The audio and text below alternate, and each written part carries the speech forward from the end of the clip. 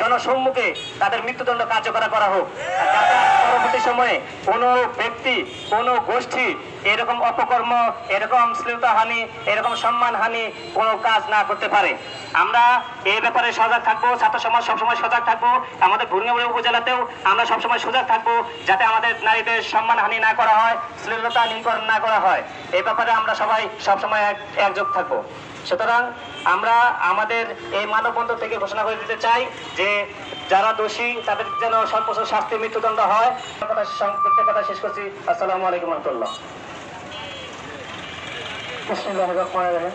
আসসালামু আলাইকুম।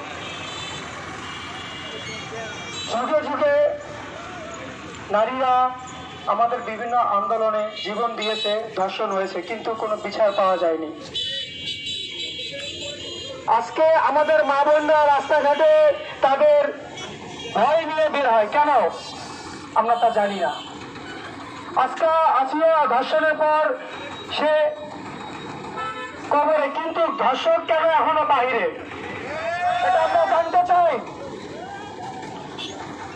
আমরা এটা জানতে চাই, সরকার এবং পররাষ্ট্রমন্ত্রী জানতে চাই যে কেন ধর্ষক এখনো বাহিরে এবং সেই ধর্ষকের কেন এখনো শাস্তি হলো না।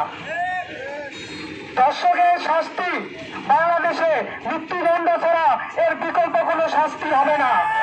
সেই ধর্ষককে এই জনসম্মুখে ফাঁসি দিতে হবে এবং সেই ধর্ষকের নির্মম ফাঁসি দেখে যারা এই ধর্ষণ বিভিন্ন ধরনের নারী নির্যাতন করে বেড়াচ্ছে তারা যেন ভয়ে বাসা থেকে বের হতে না পারে।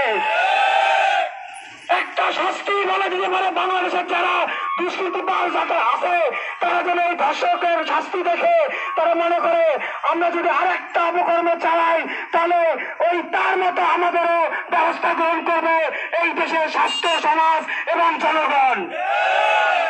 ধর্ষক অপকর্ম